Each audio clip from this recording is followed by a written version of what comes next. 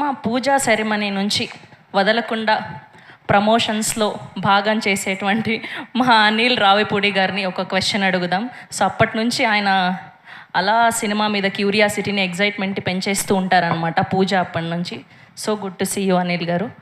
ఎలా జరుగుతుంది మీ shooting? Shooting full స్పీడ్లో జరుగుతుంది.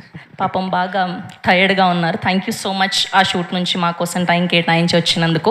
ఓకే, సో ఇప్పటి వరకు మీరు వర్క్ చేసిన హీరోయిన్స్లలో వదలకుండా మళ్ళీ మళ్ళీ పని చేయాలనిపించే హీరోయిన్లు ఎవరు?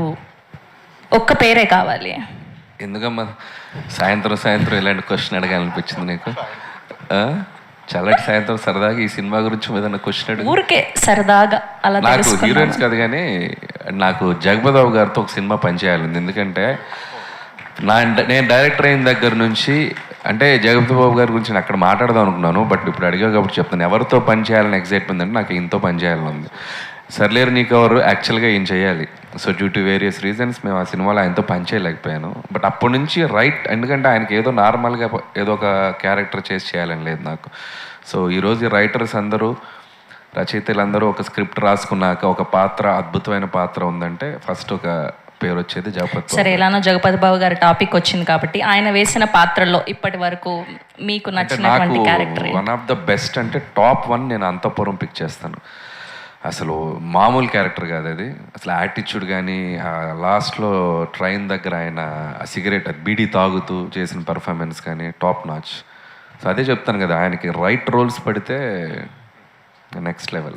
సరే, బాగా తప్పించుకున్నారు. ఫస్ట్ క్వశ్చన్ కూడా ఆన్సర్ చెప్పేస్తే నేను వెళ్తాను, బయలుదేరుతాను. ఇంకా నాకు అట్లే లేదు సార్, స్క్రిప్ట్ను బట్టే కదా.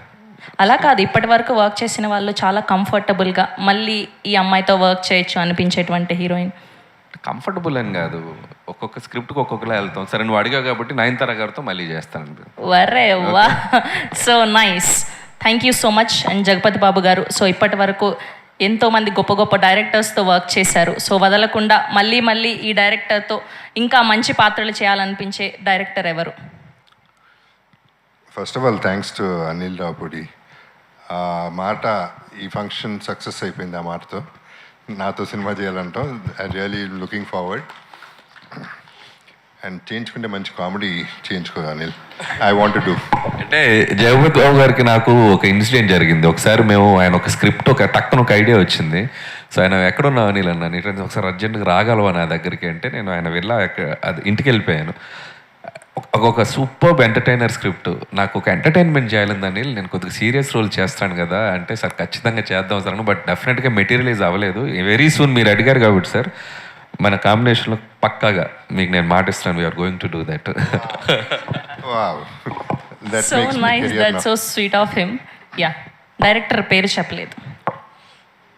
మీరు ఇప్పటి వరకు వర్క్ చేసిన డైరెక్టర్స్లో మళ్ళీ మళ్ళీ పని చేయాలనిపించే డైరెక్టర్ ఎవరు వదలకుండా? రామ్ గోపాల్ వర్మ.